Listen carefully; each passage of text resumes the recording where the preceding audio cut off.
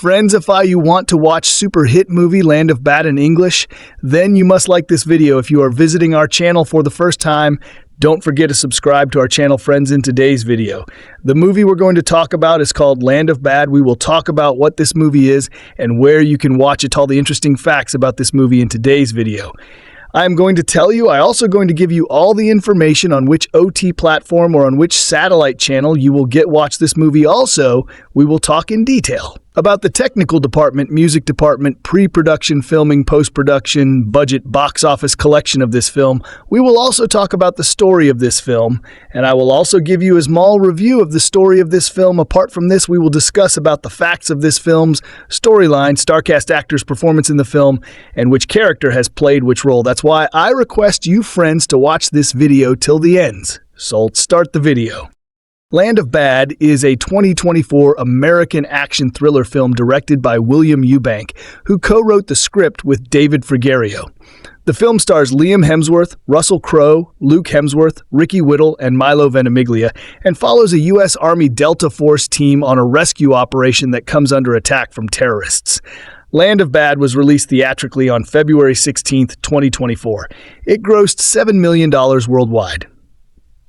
Plot: Captain Eddie Reaper Grimm, a U.S. Air Force drone pilot in the 15th Attack Squadron, supported by Staff Sergeant Nia Branson, provides air support from a Reaper to a U.S. Army Delta Force team sent to rescue a CIA spy in the southern Philippines. 6. After a firefight breaks out against the Abu Sayyaf, Sergeant J.J. Kinney, a young Air Force tapee, callsign Playboy, attached to the Delta Force team as its JTAC-C, is seemingly the only survivor and is directed to an extraction point, relying only on the Reaper's remote air support. Once Kinney arrives, he is intercepted by the Abu Sayyaf forces, depleting the ammunition of Grimm's drone, consisting of AGM-114 Hellfire and Blue 118 munitions, and forcing the endangered extraction helicopter to leave. Trying to reach another extraction point, Kinney falls down a hill and loses his rifle, runs out of ammunition for his pistol, and then gets captured. One of his squad mates, Master Sergeant John Sugar Sweet, turns out to be alive and rescues Kinney, while telling him Sergeant Bishop was taken prisoner in Abu Sayyaf's base in a series of caves at their initial mission location. Using Sweet's radio, Kinney contacts Grimm, who schedules 3 bombings to hit the base, each 15 minutes apart, before Grimm and Branson are forced by their superiors to take a leave for having exceeded their duty day. Kinney and Sweet raid one of Sayyaf's facilities before being captured and taken to their prison. Sweet is executed right as the first superficial bombing hits, and Kinney is taken to be tortured, where the rebel leader does not believe his warning about the upcoming bombings till it was too late. After the explosion, Kinney survives due to having been dunked in a water tub, while his captors are caught in the flames. Kinney grabs a machete and kills the surviving leader, taking his satellite phone and calling Nellis Air Force Base for Grimm to call off the 3rd bombing before the battery runs out.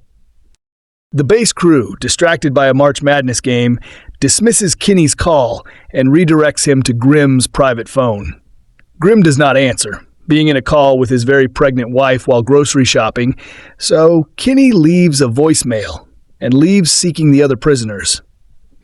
Returning to Bishop and searching for a way out, they also find the CIA operative, whom Grimm and Branson had been lied to that he was found elsewhere by another agency's operation. At the grocery store checkout, Grimm hears Kinney's voicemail and immediately leaves, trying to call Nellis while driving to the base.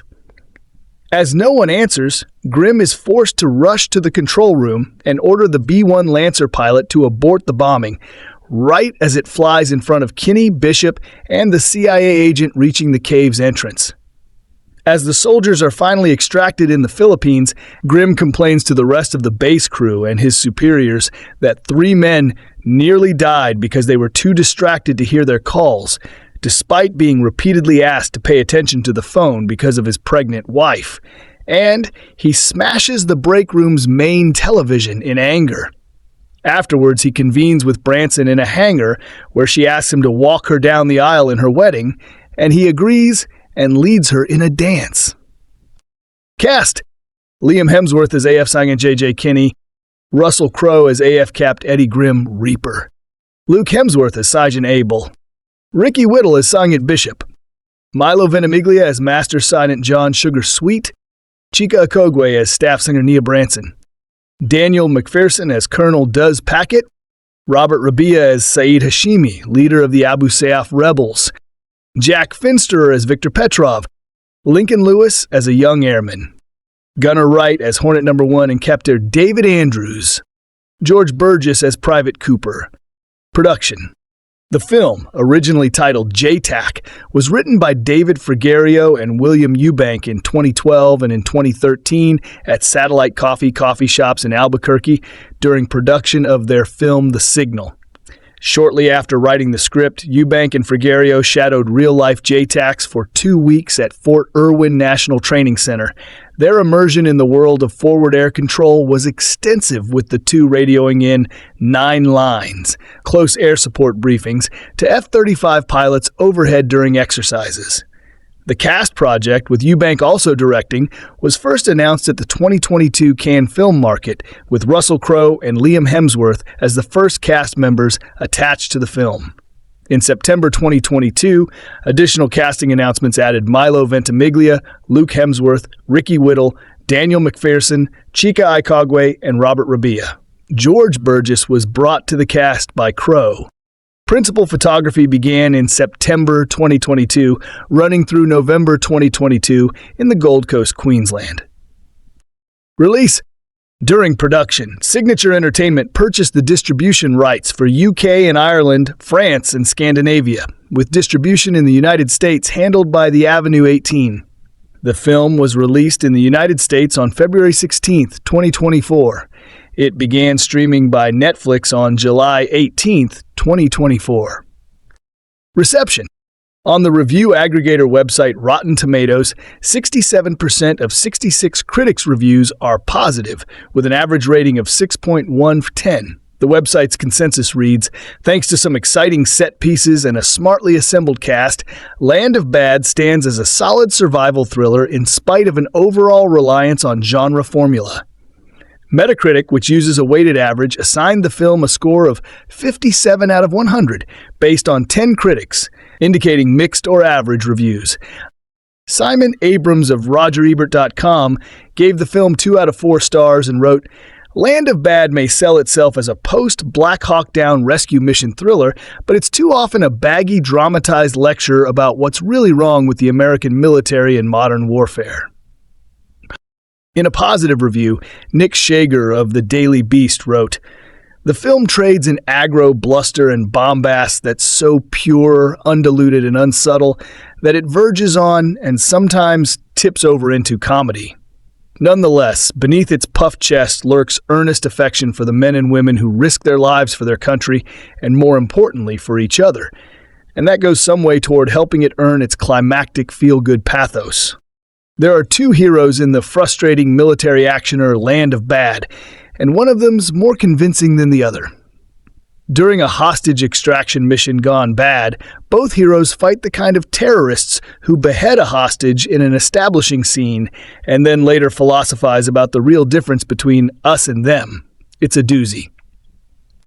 Land of Bad is most compelling when it sticks to hero number 1, the capable but inexperienced Air Force Sergeant J.J. Playboy Kinney, Liam Hemsworth.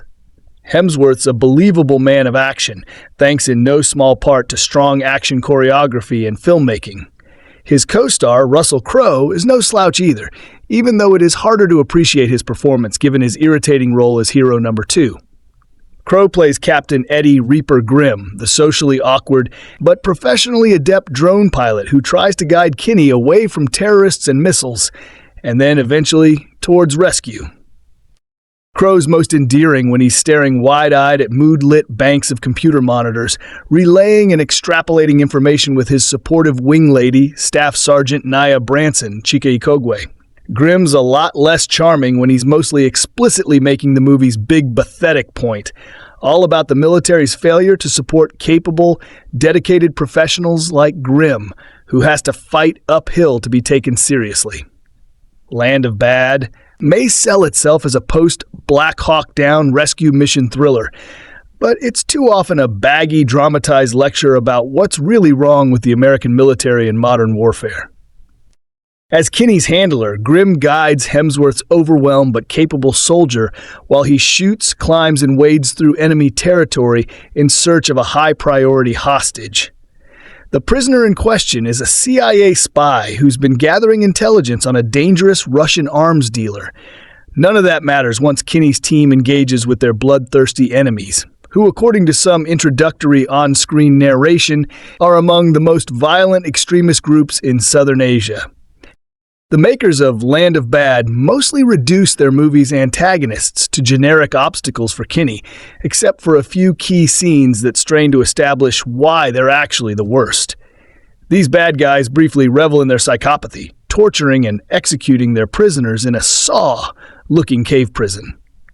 "I look a man in the eye and I make my choice intimate," one torture-prone terrorist boasts, moments after Kinney insists, "That's not the conversation we should be having right now."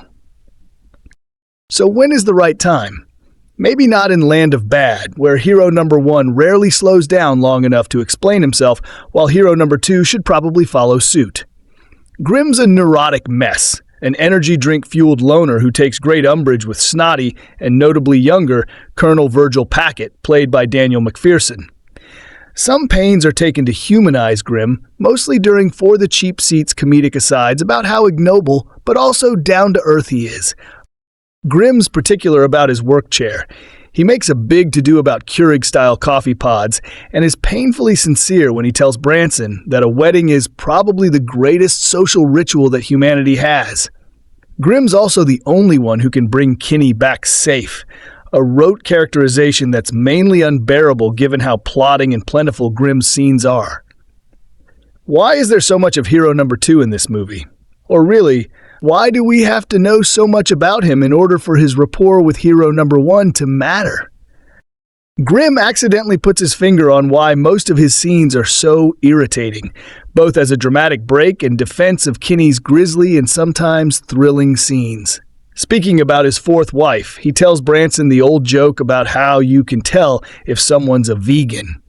"They will tell you," he laughs to himself. Any Land of Bad scene where characters show you why they're the best at what they do is usually enticing, at least compared when they desperately try to make you see pulpy ciphers as flesh and blood people. Director William Eubank already proved his technical finesse and solid understanding in earlier features, like the Kristen Stewart-led 2020 disaster adventure Underwater. So it's not surprising to see that Land of Bad, as action scenes are eerily poised and even beautiful because they're dynamically lit and paced, and generally full-throated in their sensationalism. An airborne missile strike that takes out and ignites a hillside of militants and their truck serves as a strong showcase for what Eubank's latest has to offer. In its faint defense, Land of Bad delivers simple pleasures, like when Milo Ventimiglia, who's also in this movie, shanks a terrorist in the neck with a broken dinner plate. Eubank and his collaborators might have delivered a better movie if they just made a high-toned lac-thirol. We're in the try-anything-once phase of Russell Crowe's career, and he's wearing it well. There's a looseness to his latter-day choice of role, with none of the stage-managed strategy of a hungry star with Oscars in their immediate eyeline. He's done all that. He is in his improvisational free jazz phase, and it has given us Big Russ as a deranged road rage maniac unhinged, the Pope's personal exorcist, the Pope's exorcist, and an appearance at WrestleMania 39 in character as said Pope's exorcist, to say nothing of the gigs and music videos. Actor Liam Hemsworth seems to be enjoying Crowe's current energy too. Having worked with him on Poker Face in 2022, he's now reteamed with him for Land of Bad, a thriller in which they play a dynamic U.S. Army duo. One a heroically rippling rookie field operative, the other an irascible old-timer with a range of colorful traits and tics to help him stand out from the rest of the cast. You may be able to figure out which way around the casting goes. Splendidly, Crowe's character is named Eddie Reaper Grimm. Despite quality performances from both leading lads, Land of Bad won't exactly knock anyone's socks off. The action sequences are frequently excellent, and the plot is the kind of thing we've seen in decent films of this nature before. One soldier stuck in hostile territory on a mission that's gone wrong, another guy helping remotely while being hampered by institutional failings. There's something about it that doesn't fully cohere, as the key sense of momentum or suspense is missing. Where you ought to be chewing your fingernails off during the final odds-defying race against time, you're more lightly curious to see whether or not they'll make it, and it would be just as interesting to see them not make it, too. Hemsworth's a believable man of action thanks in no small part to strong action choreography and filmmaking. His co-star, Russell Crowe, is no slouch either, even though it is harder to appreciate his performance given his irritating role as hero number 2. Crowe plays Captain Eddie Reaper Grimm, the socially awkward but professionally adept drone pilot who tries to guide Kenny away from terrorists and missiles, and then eventually towards rescue. Crowe's most endearing when he's staring wide-eyed at moodlet banks of computer monitors, relaying and extrapolating information. With his supportive wing lady, Staff Sergeant Na Branson Chukayama, Grimm's a lot less charming when he's mostly explicitly making the movie's big pathetic point all about the military's failure to support capable, dedicated professionals like Grimm who has to fight uphill to be taken seriously. Land of Bad may sell itself as a post-Black Hawk Down rescue mission thriller, but it's too often a baggy, dramatized lecture about what's really wrong with the American military and modern warfare.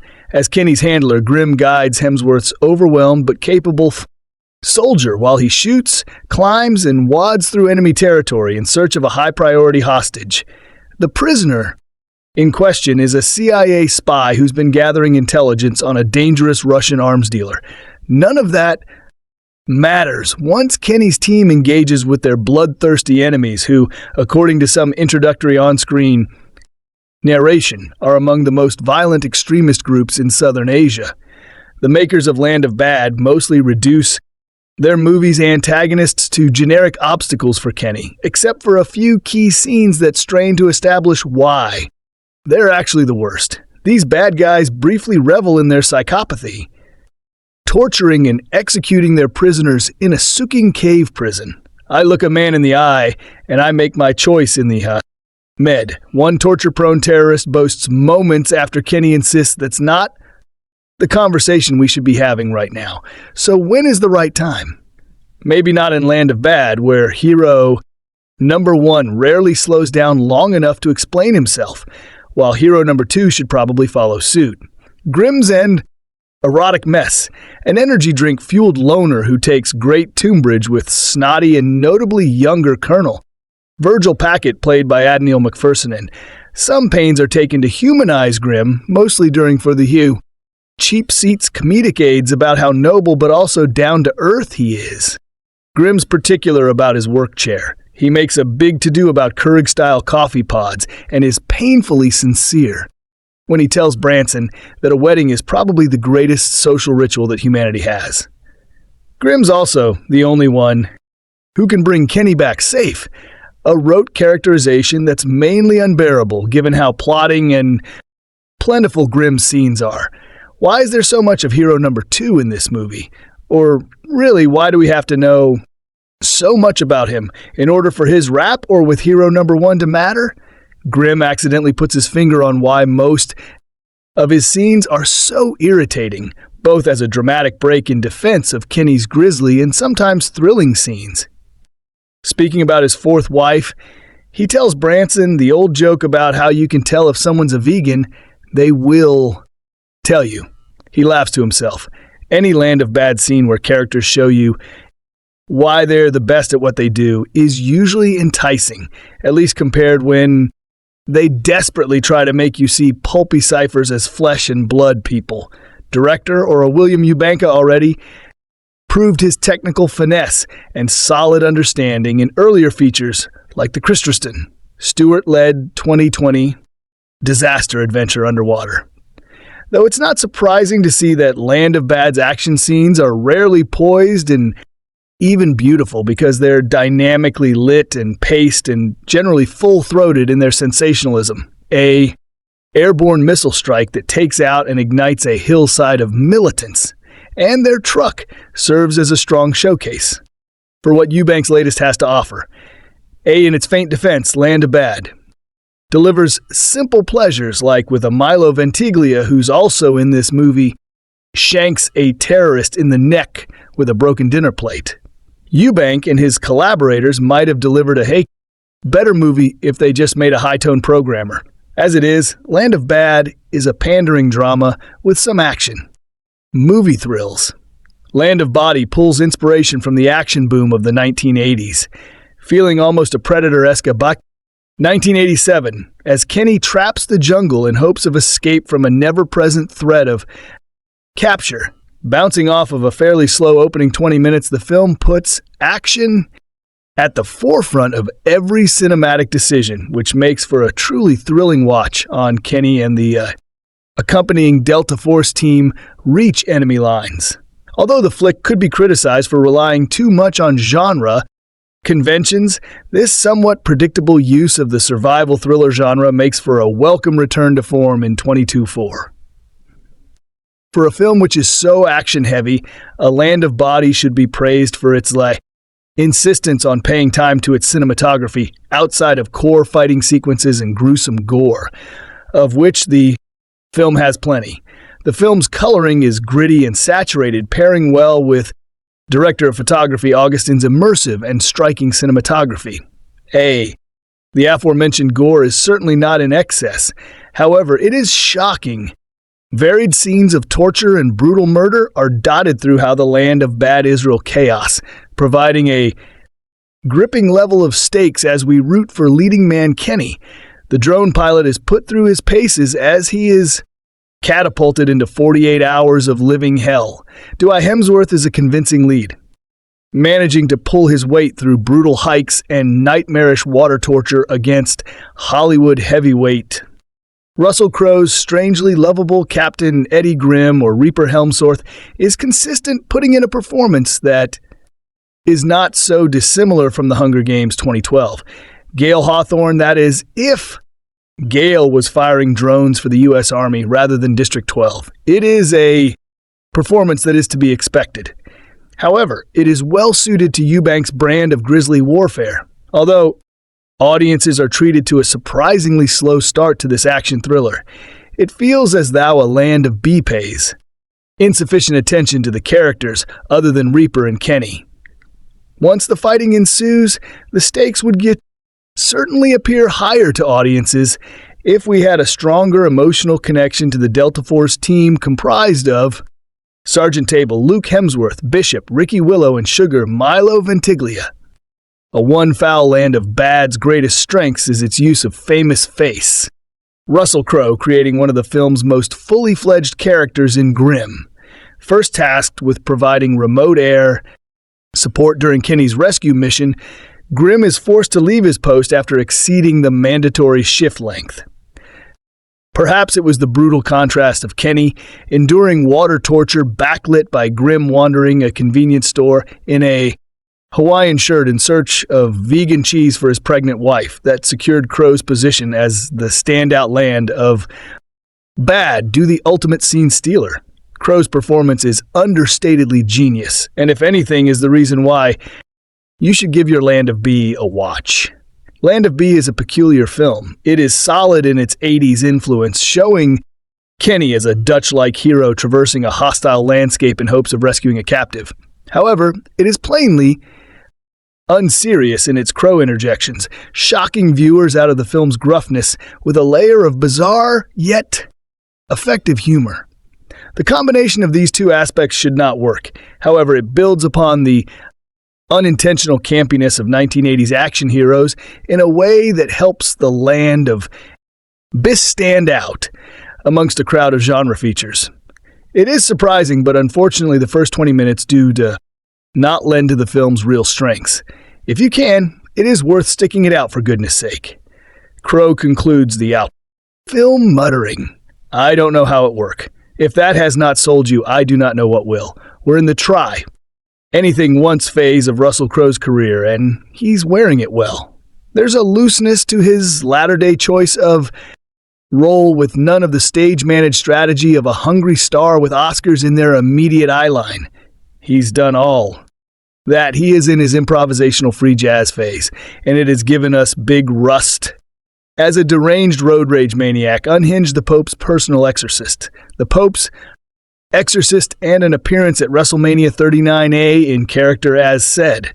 Pope's exorcist, to say nothing of Foth gigs and music videos. Actor Liam Hemsworth seems to be enjoying Crowe's current energy to having worked with him on a poker fascia in 2022.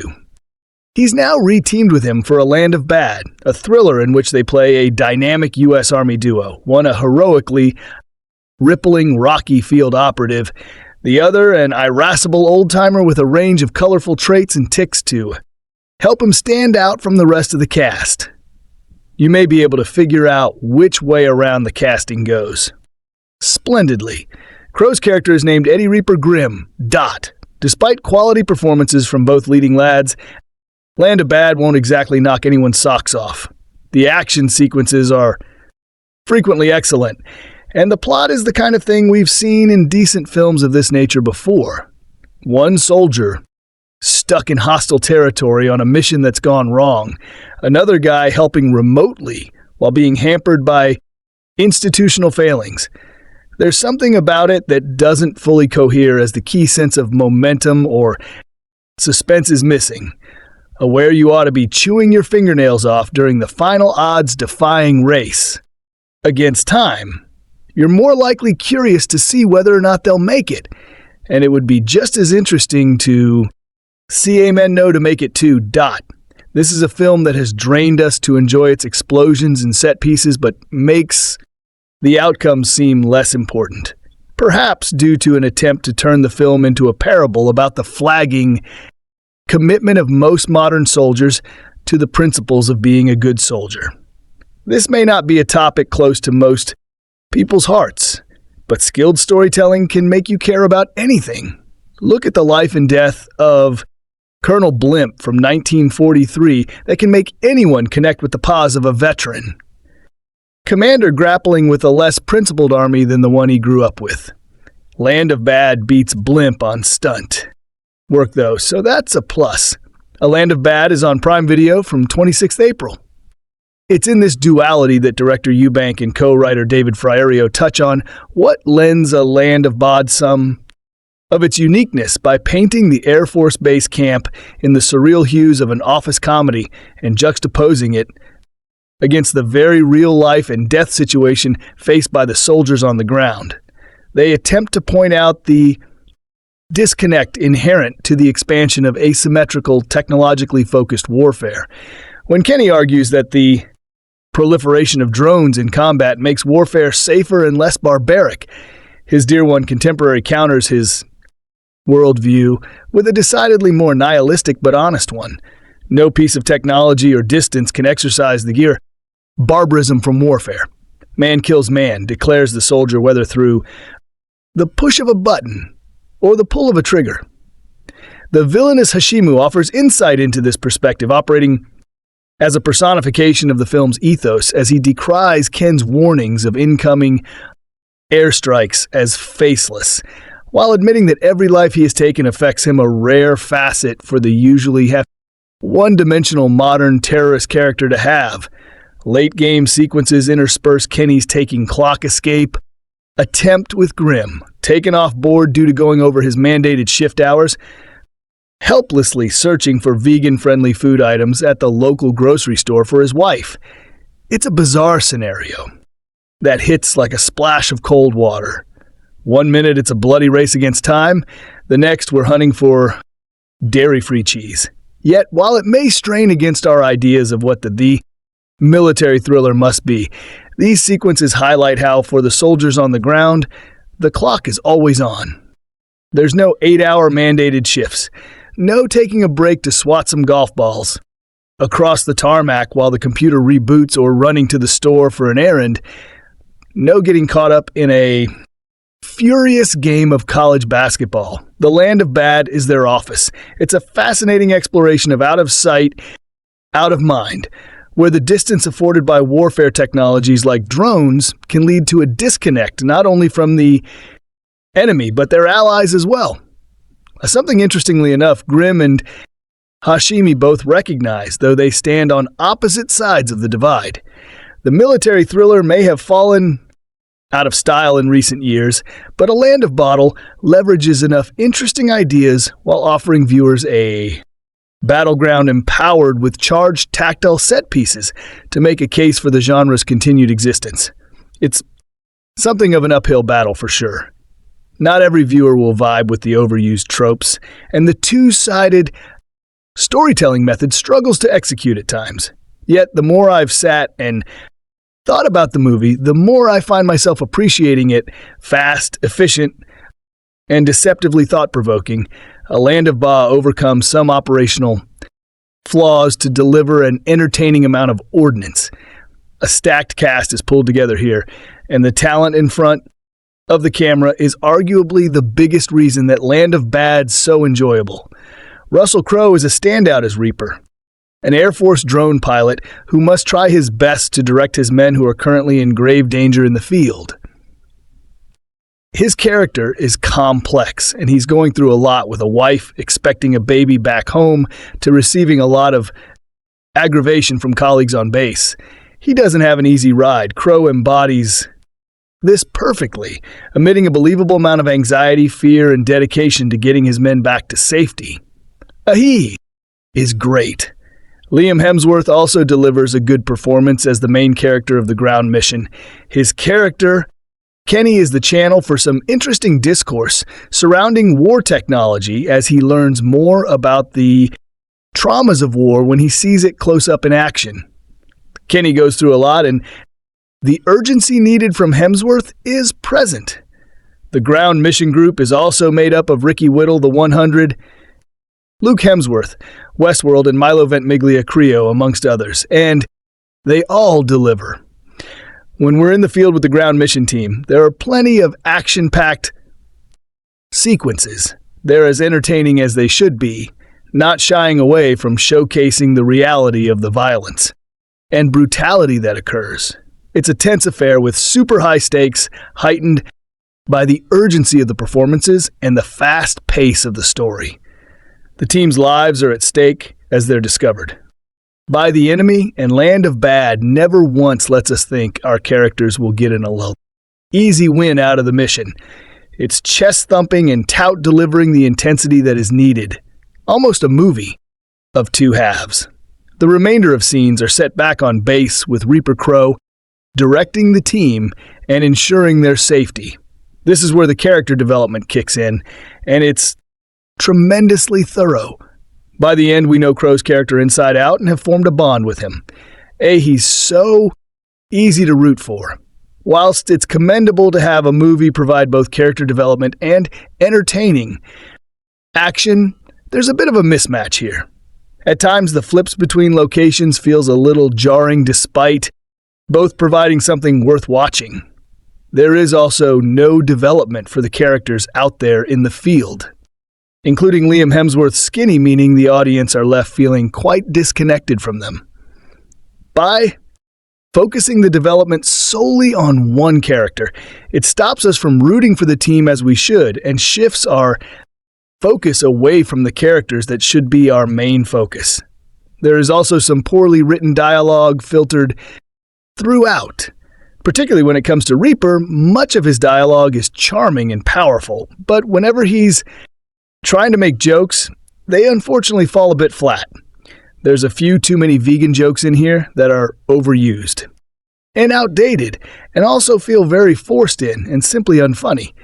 Much of the dialogue used by the ground mission team is a little bland and uninspired, carbon copied from other films of this genre. When it comes to the action, Land of Bad is excellent.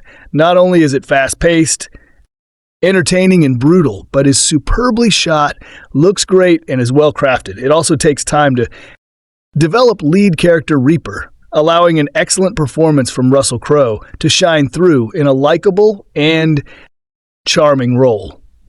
The supporting cast are great, and there's some interesting discourse surrounding the role of drone, pilots, and war technology. Some finer tuning within the plot in terms of why the character and dialogue would have improved things slightly. But as it stands, it's a fun flick that's bound to entertain if nothing else. From a U.S. military installation in the Sulu CA, where a title card tells the viewer, "We are in a war, a broken bar. We just don't know what soldiers board a chopper to execute a sterilized top contemporary lingo for secret mission." The soldiers are played by a couple of Hemsworth brothers, a one-time face of Reebok, Ricky Whittle, and a pumped-up Milo, Ventimiglia.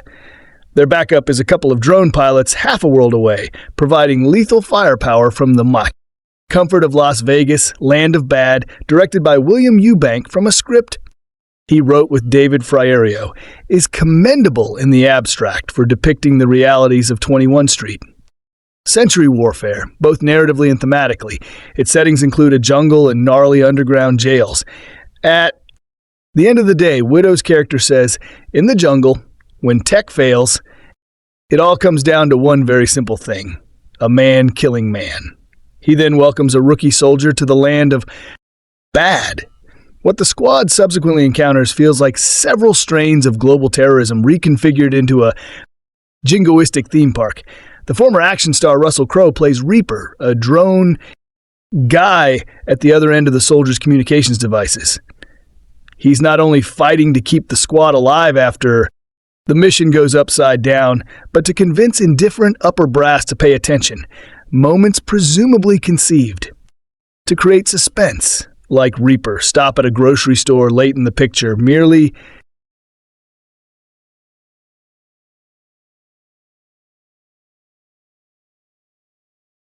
trajectory. The Air Force found my responses to authority were not normal.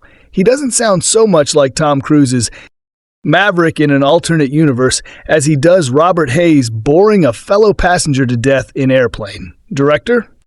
William Mubunka Macron as Land of Bad is an interesting movie. A story about a fresh-faced young U.S. Air Force face-rent J.J. Kenny, played by Liam Hemsworth, forward air controller, essentially works closely with the drone operator, played by Russell Crowe, to ensure that the ground unit has all of the close air support they need to accomplish the mission out on his first mission in the Philippine Islands, to find and extract a person who is their intelligence asset from a compound on the south end of the island. Getting to the point, it's a good action movie. However, feeling at times like there are two separate movies going on: the Russell Crowe movie about a 59-year-old USAF of Captain F, Captain Eddie Gay Reaper, who is somehow being allowed to wear a Hawaiian shirt under his regulation jacket, along with smuggling about 100 over the allowance for a 6-feet-tall officer. The tired trope of a man so dedicated to doing the job that he somehow flies in the face of authority while not getting ejected from the service. I don't know, maybe that's still a storyline, but it seems a broken bar tired as far as the Liam Hemsworth side of the story. It's mostly really good. The fight scenes are good. Some of the random accidents make sense in context. What makes it exciting is the combination of Austin chloramine, cinematography shot in Gold Coast and Southeast Queensland, the solid score from Brandon Roberts, and deft editing by Todd D. Miller, taking the audience on a heart-pounding, action-packed journey. The film's strong supporting cast, played by Luke Hemsworth, Ricky Whittle, and Milo Ventimiglia, adds to the emotional bond and camaraderie between the team, along with an engaging script by Eubanks and co-writer, co-producer David Frigerio. Don't misunderstand, the movie is entertaining escapism action that delivers, and the acting talent is really there, making Land of Bad a really good romp. Upcoming writer-director William Eubank debuted with Levia and followed it up with a disc signal. In both cases, fashioning minimalist budgets into high-concept sci-fi and offering hope for his almost a decade after his debut, he finally got a shot at the big get time with The Underwater, a flawed but frequently thrilling underwater survival sci-fi horror flick headlined by Kristen Stewart that definitely deserved more attention than it got. bombing during Kava times and leaving Eubank circling. The Drain with a streaming of Paranormal Activity sequel next. Returning to a project he'd written and heavily researched a decade earlier whilst developing a signal, he finally got a green light and an insanely small, subdull $20 million budget working with local Australian incentives and a largely Australian cast to realize it. And the legwork paid off, as did the homegrown enthusiasm on the cast front, resulting in a small little military actioner that enjoys well-staged bomb-dropping set pieces, some pretty damn brutal confrontations, and surprisingly on-point performances from the likes of Russell Crowe and even, increasingly improbably, Luke Hemsworth, Liam Hemsworth, and Ricky Willow. There's no possible reason why any of these ingredients should have worked, but they do, and the result is 110 minutes of tense, thrilling work with just enough meat to its characterization and a modestly original edge to its drone support angle. The pitch is that an unlucky newbie tapped tactical air control party who works in tandem with drone captain piloting an orbiting drone gets so attached as Jack Joint Terminal, attack controller to a clandestine Delta Force mission that goes to hell in a handbasket, seeing him on the run, pursued by heavily armed enemies with only the drone captain to support and guide him so far. So very much like a modern Alone Survivor informed updating of the Bat-20 on a classic behind enemy lines. Gene Hackman gets serial support from Danny Glover's circling pilot premise. Buddha Land of B doesn't get hung up on the preconceptions generated by its pitch, soon dispelling those with some decent, almost a Predator team camaraderie, a razor-focused plot, and eyes on the prize mission and tactics that feel plausibly authentic. Once the bombs drop, you get the feeling that there's something a little different on offer here too, with Eubanks working behind the scenes with real-life attacks to run multiple bombing simulations and end lines close airport, and bringing all of that experience to bear here. Calling In Danger, Close Strikes becomes this film's MMO and is superb with a succession of expertly staged action set pieces defying its tiny budget. Even more impossibly, Eubanks draws a decent performances out of not one but two of the lesser Hemsworths. Liam, known for his dull thuds in Hunger Games, swiftly dispatched in Expendables 2, hardly done any favors by taking on Independence Day. Resurgence here, making for a surprisingly competent lead, clearly enjoying his second pairing with Russell Crowe. They previously did the engaging if throwaway poker face helmed by Crowe too, and pretty convincing in the action and characterization. His brother Luke's there in support playing one of the Delta group, and after 6 years working in a Westworld, he seems pretty comfortable taking to the bigger screen. Milo Ventimiglia heroes. This Is Us, Rocky. Balboa is a very good choice for the Delta lead, but the real shock comes with a Holio Ricky Widow, who previously seemed so regularly out of his depth on the Aladdin adaptation of Fey American Gods, but is well used here. And Russell Crowe. This is likely not the first time his name has been attached to something. You'd assume he'd just phone in for a paycheck. Look at the Vesper riding fun he had, putting his own spin on the unabashedly silly the Pope sacrist. But right from the early scenes, with his character meticulously ordering coffee pods, Crowe goes full tilt, committing to a genuine character here, and it pays dividends. Indeed, they're all well chosen, but almost insanely. Crowe makes you wonder whether anybody else could have possibly brought this much to this little of a part. Buddha Land of Bada isn't just about the big blasts and the deceptively good cast, providing a similar double whammy of narrative development to Guy Ritchie's of The Covenant, with its evolving story which spins flips and refreshes a high concept pitch that could have gotten stale pretty quickly if it had just been 2024's answer to BA-21A for the duration, which we arguably had already in 2001's very entertaining of Behind Enemy Lines, then flip the Hackman role to have him support the surprisingly competent Owen Wilson across enemy territory, mounting tension and stakes and going to some dark and brutally punishing situations. in its latter half. Eubank was clearly not content with merely delivering a top 90 minutes of survival action and instead provide us a Moria than that pleasantly, so going for second and third bites of the cherry as he builds to a nail-biting finale that crazily weaves in an innocuous shopping trip. There's some low-key genius behind some of the daring ideas you runs with here. Some impressively framed shots showcasing very visible style even on an unforgiving budget, and improbably great. Action too, under those very same constraints. Don't be fooled by the title, the familiar pitch, or the ascends of the questionable casting. This is a great little gem that's far greater than the face value some of its constituent parts.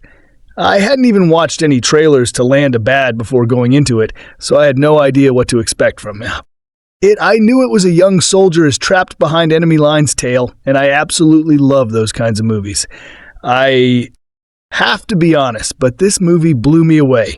There are several set pieces where I actually said wow or holy out loud. And I can't remember the last time I said that. The story may not be a game-changer, but by God did it deliver in the execution. This is the kind of movie like Bat 21, which I never thought we would see again. This is also a hard R with some graphic violence, but it only adds to the intensity of the story. It builds up for the first 20-30 minutes, establishing the characters and situations with Russell Crowe, damn near stealing the show as the father figure, Reaper, who guides the drones while Kenny, Liam Hemsworth, tries to evade his enemies and escape to safety. I love the relationship, and Reaper is such an appealing character where you just can't help but love him every moment he is on screen. The film has a few nice, heartfelt, and humorous moments, and I liked how Kenny is wet behind the ears and terrified, but he has to find the courage to survive. Hemsworth plays the role to perfection, where he is forced to become as vicious as his enemies. Sylvester Stallone said the other day that he thinks Ryan Gosling should play Rambo in a reboot, which I personally think is a terrible idea. Rambo is Stallone and vice versa. I can't imagine seeing anyone else in the role. However, if we did have to have a reboot, I would maybe cast Milo Ventimiglia, who played Rocky's son, mostly because he looks like Stallone at times, and this movie proves he certainly has the chops in the action scenes. But please just don't reboot Rambo. Let it be. Anyway, Land of Bad, like so many movies today, does go away on a little longer than it needs to, and could have been trimmed by a few minutes, but it's certainly never dull. And as I said, the action scenes are truly spectacular. We even get a few fight scenes towards the end, but the sheer number of massive explosions and near constant shootouts makes this a cracking action picture. I see this has an overall rating of 2.5 stars on Rotten Tomatoes, which is one of the reasons I have never applied for accreditation on there. If you don't like this movie, then you simply don't like action movies. Overall, Land of Bad is surprisingly awesome with some incredible action scenes and a scene-stealing turn from Russell Crowe. If you get the chance to see it on the big screen, then do so, as you won't regret it. Director William Eubank ventures to the Philippines as portrayed by Australia in the awkwardly titled Land of Bad, a somewhat conventional yet meticulously crafted military movie set in South Asia Sulu Sea. While the basic outline of the story will feel pretty familiar to anyone who has watched thrillers of this kind, Eubank shows a great eye for action. From setting it up to its execution, he and cinematographer Austin Corrine put together some stunning combat sequences that more than make up for the flaws. The story, co-written by Eubank and David Frigerio, unfolds on two fronts that gel together pretty well, despite one being significantly more compelling than the other. At Palawan Air Base in the Philippines, an anti-27-year-old Jack Joe Joint Terminal Attack Controller Officer named Kenny Liam Hemsworth preps for his first field mission with fellow soldiers. He'll be joining a trio of highly trained Delta Force operatives that includes team leader Sugar Milo Ventimiglia, Ale Luke Hemsworth, and Bishop Ricky Widow. The four Halo jump down to an island occupied by extremist militants. Their mission is to rescue a captured CIA asset who was gathering intel on a Russian arms dealer named Alexander Petrov. Meanwhile, at Nellis Air Force Base in Las Vegas, a crusty drone pilot who goes by Reaper, Russell Crowe, along with his partner Nia. Chikayama will be providing them surveillance and air support from a remote-controlled MQ-9 drone up above. After navigating through the dense jungle, the team arrives at Petrov and begin preparing to go in. The time and level of detail Eubank puts into their precise and by the numbers reconnaissance adds to the realism and does a good job building tension leading up to the inevitable action. But the team's mission immediately goes sideways. Following the unexpected arrival of a brutal terrorist named Said Hashimi Robert Rabia, soon bullets are flying as the team finds themselves fighting for their lives. Following the overwhelming chaos of battle and the first of several great action set pieces, Kenny ends up alone in the enemy-infested jungle with only Reaper on the radio and his drone in the air to guide the young soldier to his extraction point. But once Kenny arrives, Eubank hits us with his second big sad piece, a fiercely intense and visually jaw-dropping sequence that sets the story on an entirely different trajectory. While chunks of the story may feel familiar, Eubank keeps things moving at a propulsive pace. Specifically, when on the ground in the Philippines, the scenes back in Vegas are a lot shakier. The attempts at adding tension and drama at the airbase mostly fall flat and distract from the actual mission. Crowe's Reaper spends as much time arguing with his commanding officer over basketball and complaining about the disorder of the kitchen's coffee cabinet than in his chair, trying to guide Kenny to freedom. There's also not a lot of depth when it comes to its characters. They try with Reaper, who we learn is on his fourth marriage and has a pregnant wife at home who could go into labor at any second. But none of it leaves much of an impressive. There are also a few odd choices that don't work at all. Take later in the film where we get the whimsical sequence in a grocery store, intercut with a much more serious torture scene in the field. It's a jarring contrast that doesn't have whatever effect Eubank was going for. Yet, even with its story-based issues, Land of Bad kept me glued to my screen. As a pure military action movie, it hits its marks. Firefights, hand-to-hand combat, airstrikes say we get it all, and Eubank shoots it as well as anyone. You'll see. The performances are solid, especially from Liam Hemsworth and Crowe, despite the material letting down the mouth. Latter, a tighter script with less grass, military speak, and more investment in the characters would have done wonders. Still, Land of Bad has the edge-of-your-seat thrills and the immersive detail to keep us engaged. Land of Bad hits theaters February 16th. He's part of the Air Force's Tactical Air Control Party, and it's his job to coordinate between ground forces, whom he works closely with, and drone pilots who control those drones via a glorified joystick from thousands of miles away. Kenny punches and coordinates, communicates with the drone pilot, and voila, the drone delivers death of firing missiles into the heart of unfriendly territory. Kenny likes his work, and as he's dropping through the jungles near the Sulu Sea, he says as much to one of the Army Delta soldiers he's with. His work, he says, helps take some of the mess out of war. It makes it a bit more clinical, a bit more efficient, a bit of broken bar, a cleaner. Bishop, the longtime Delta vet, smirks. He's seen enough to know better. War is barbaric. He says that ain't ever going to change. If Kenny needed something to convince him, he's about to get it. The mission of this foreman team is deceptively simple. Sweep down on the Philippines area compound of a former KGB agent and rescue a CIA operative that the U.S. believes is inside. Then hustle back to the extraction point as quickly as possible. Bishop and the rest don't expect the mission to be easy, but with Kenny's help and the support of the drone hovering overhead, everyone should get out alive. But when the team arrives, it discovers the compound already has company. Members of an Islamic terrorist group led by the ruthless Said Hashimi. The Americans watch outside in horror as Said and his men start shooting, and when the smoke clears beheading of the compound's residents. Hashimi's men select a boy, perhaps 10 years old, to be the next one to lose a head. The Delta team, led by a grizzled vet called Sugar, isn't going to let that happen. The Americans may be outnumbered, but they're not about to let a kid be killed while they look gone. So ahead of scheduling, they start the assault. Drones are great. They can be incredibly helpful, as Kinney will learn over the next couple of days. But this ISA war, however small it may look from the air and warp, as Bishop says, is barbaric.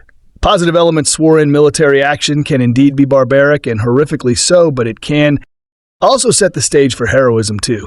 We see that in a land of the bad where Kenny, Sugar, Bishop, and Dable, the fourth man in the group, do their best to protect each other, risking their own lives to safeguard their teammates.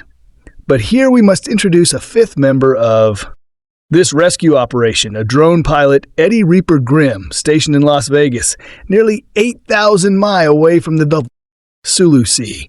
Reaper operates closely with Kenny to lock in on targets and handle the threats. The drone also allows Reaper to see the environment around Kenny and his fellows at keeping them relatively well informed on the enemy's movements. But when the mission goes south, and you just know it was going to go south, the captain is instrumental not only in keeping Kenny safe from marauding bad guys, but in keeping the inexperienced Kenny calm. Even though Reaper is an ocean away, he's a logistical and emotional anchor for Kenny, and he works plenty of overtime to help ensure the airman's safety. Spiritual elements. The terrorist group that attacks the compound is called Abu Sai, a Southeast Asian wing of the Islamic State. Said, Hashimi mentions the name of Alawance when Reaper's partner Na talks about her. Upcoming marriage. Reaper says it's a sacred rite that hopefully will be done. Just once. Sexual romantic content. Ironically, Reaper says that he's been married 4 times, including his current wife, and has 8 kids with another one on the way. Men are sometimes seen shirtless. Hashimi seems to flirt with the woman at the compound, seeing the interaction from some distance away through binoculars. Bishop jokes that she's dealing with a definite stranger danger vibe, violent content. Hashimi, it turns out, is not interested in sexual favors from the woman. Moments later, he orders his men to open fire, killing several people within the compound. The woman of the wife, or girlfriend of the compound's owner, survives the gun battle, but she's forced to kneel before her husband, boyfriend, as Hashimi takes out a huge knife and chops off the woman's head. The headless body falls sideways, blood spurting from the stump. It's the first really disturbing scene in a movie filled with them. We won't be able to individually deal with every moment of violence we see here, but certain scenes require a little more explanation. A man is stabbed to the chest with, again, a large blade when the subject begins to laugh. He's beaten to death with a rock. A severely injured man is executed via a bullet to the head. Another man is captured and tortured. At first, his head is repeatedly forced underwater. Lena, after the torturer, Hashimi delicately plays with other instruments of torture, including a huge gore-covered ant cutter and a large meat cleaver, as a terrorist pricks up a hammer and smashes it across his victim's face. Blood sprays out of the man's mouth, and a tooth is left on the table in front of him. Someone is repeatedly stabbed in the face off camera with a broken plate. Dozens of people die from bloody gunshot wounds and explosions. Pickup trucks fly into the air from well-placed missile attacks. Combatants stagger around covered in blood. Kenny may lose the tip of a finger. Someone tumbles off the side of a mountain. Another someone is knocked through a window by a table and summarily executed. A couple of individuals have their throats cut.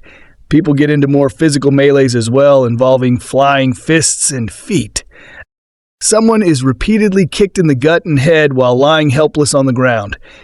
Abel talks about how an old injury still bothers him. We see plenty of property damage as well, crude or profane language.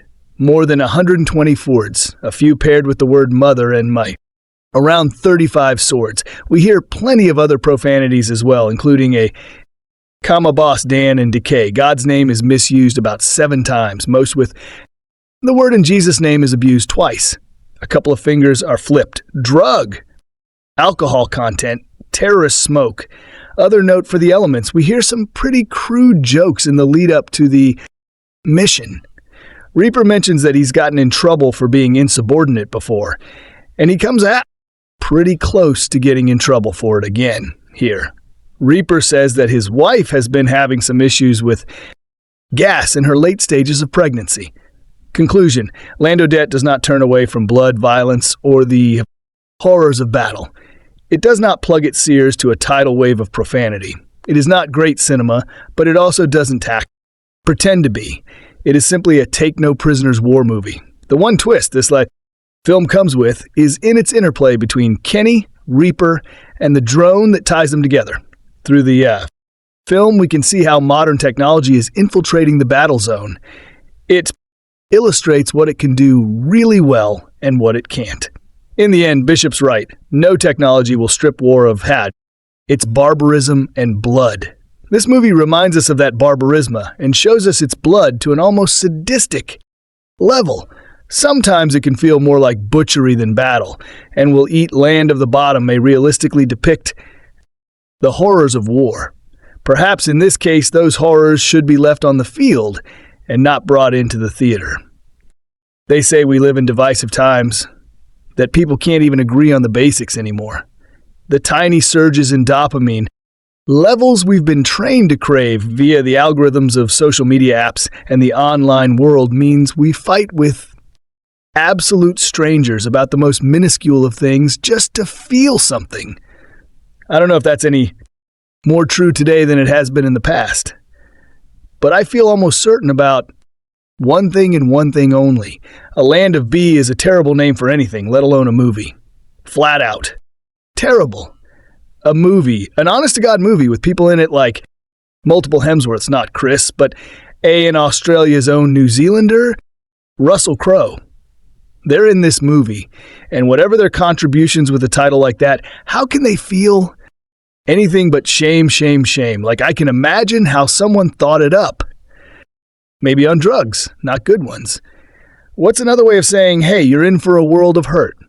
How about Land of Bad? Put down that crack pipe. You've got yourself a deal. Stop drilling.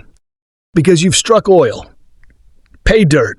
It almost doesn't matter what you come up with next. What tedium you will put your audience through. Starting from that absolute low point, the only direction is probably sideways. The point of U.S. military thrillers is mostly to reassure American audiences that their military is still the best in the hot world with all the best weapons and that no one else should even bother.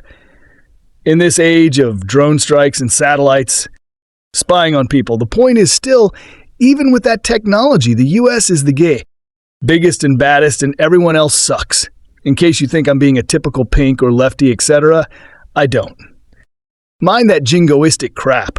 Recent Chinese and Indian movies are absolutely the same, endeavoring to endorse one, party rule, loyalty to the motherland and military supremacy all in the one Hunts package. So there are 2 Hemsworths on a plane, and one of them is really nervous, and the other one is really smug. So the smug Hemsworth gets to die the quickest for being smug, and the nervous Hemsworth, being Liam, gets to live. They, along with some other Delta chaps who we know are really tough, because they have beards and talk only in acronyms, have to parachute onto an island in the Philippines to rescue someone. I think there's a compound with a Russian guy and his family, and then these Islamic terrorists turn up and start cutting people's heads off. Our supposed heroes intervene, which is very noble of them, but tactically very stupid. And then all of them, except for the attractive Hemsworth that isn't Chris, are dead. Dead, as for their troubles, or as far as we know. So Liam has to escape from guys in Toyota Lexus with scarves on their heads carrying eggs to get picked up by a helicopter. And he's very nervous. That's the only personality trait they give him here. All he has, apart from a razor-sharp haircut and a gun, and the wits his mama gave him, is a radio with which he can communicate with 2 drone pilots. who are sitting comfortably a world away in Las Vegas and some other tech to confirm coordinates and such. I've seen Liam be decent in other things, but he could have easily been replaced with a hunk of actual wood in this, and I would barely have sensed a difference. He's not going to be accused of being too charismatic anytime soon. Lucky that he is. He gets to chat with Russell Crowe, who everyone calls a Reaper. Like, that's a good thing, to guide him, to reassure him, and to share his endless hostility towards veganism in general, and vegans in particular. They really go out of their way to give a backstory and some kind of well-rounded nature to this character Crowe plays, which they don't do for a single other character in the whole film, and it's not even interesting backstory. It's the height of tedious. They even saddle him with an added layer of difficulty by having him try to do his utmost to save the Hemsworth character while his current wife is potentially about to go into labor. What do they say about men? That they'd rather colonize Mars or kills 1,000 opponents to never get therapy, and that they'd rather go 10 hours over their shift and let their wives to go through childbirth on their own than let some guy they've never met down just because he comes from the same state that you do, and no one else cares. Like you do Ohio. Oh, okay, the action is mostly of the shooty variety, with a big boom every now and then, courtesy of the drone operators, and then later thanks to some guy in a plane dropping bombs. They're not even at war with the Philippines, and yet they're blowing people up and shooting up the place. Geez, Americans just think they can do whatever they want along with shooting people. Occasionally there's punchy and stubby as well. It's all pretty pre-unctor. The plot is hilarious in its simplicity. Go to one place, then go to somewhere else, then go back to the first place to cap things off. That's not a plot so much as someone changing their minds in the middle of a newer ride and deciding to go back home. There's all this about college basketball, which has such importance to all these military types, far more so than the missions they run out of this high-tech headquarters. Is it meant to make us think? Now I know why they lost against the Viet Cong, because those were my first and last very uncharitable thoughts. A broken bar. We go from a band of brothers to lone survivor back to no one left behind, down to a bunch of people surviving or not surviving based on whether someone answers a landline phone in time. If the flick left out or avoided any military cliche till the copyrights, I miss them. Because I'm pretty sure they were all here. There's meant to be a reassuring element here in the story in saying that we shouldn't over-rely on technology, because what saves us in the end is the human capacity for giving and making the right decision or canceling a bad decision in time with good people like Reaper looking out for us. We'll be okay. It's all oh so convenient. There's no acknowledgement, not even the vaguest acceptance of the moral complexities involved in blowing people up a world away, often on faulty intel or bad data. No one operating these drones ever blows up the wrong thing or people ever. Don't you know?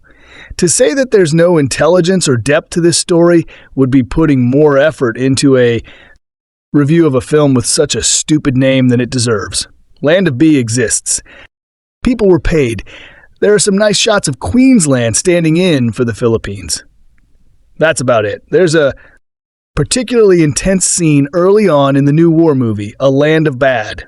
A young soldier is faced with a difficult choice when it comes to breakfast: Fruit Loops or Frosted Flakes. He stares at the two boxes intently, turning them over to compare their nutritional content or lack thereof. It's practically a metaphor for the choices facing moviegoers at their local multiplex these days. A prime example would be William Eubank's action thriller, which feels like a Michael Beau film if he faced budgetary restraints.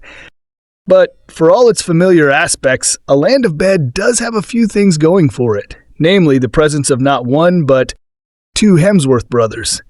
Sadly, though, Chris isn't one of them, and the Russell Crowe, who spends most of the movie sitting in a chair, staring at a screen and manages to completely steal it. Anyway, the story begins with the relatively untrained Kenny, Liam Hemsworth, being recruited at the last minute to join a dangerous Delta Force mission in the Philippines to retrieve a CIA asset from the clutches of guessed it, Islamic terrorists. It isn't long before he's on a plane to the area, where he has to engage in a risky parachute maneuver along with fellow soldiers. Sugar, Milo Ventolia, not given much to do, but looking very macho doing it. Abel, Luke Hemsworth, and Bishop, Ricky Willow. The mission quickly goes airy, with Kenny left alone after the others go missing, presumed dead. Except he's really not alone, thanks to the literally hovering presence of Reaper Crowe, who's manning the controls of deadly drones along with his associate Nachikayama at a military base in Las Vegas. The two men engage in audio communication throughout the mission, with reassuring the young man. I am your eyes in the sky and the bringer of doom, because that's presumably how drone operators talk. And, in case you're wondering about Reaper's apt nickname, be advised that his real last name is Grimm. As Kenny desperately attempts to survive on his own and complete the mission, Reaper has to cope with such annoyances as an airman, interrupting him during a tense moment to ask his order for a Starbucks run. Most of the men on the base are so preoccupied with the televised basketball game that they can't be bothered to answer the phone, which is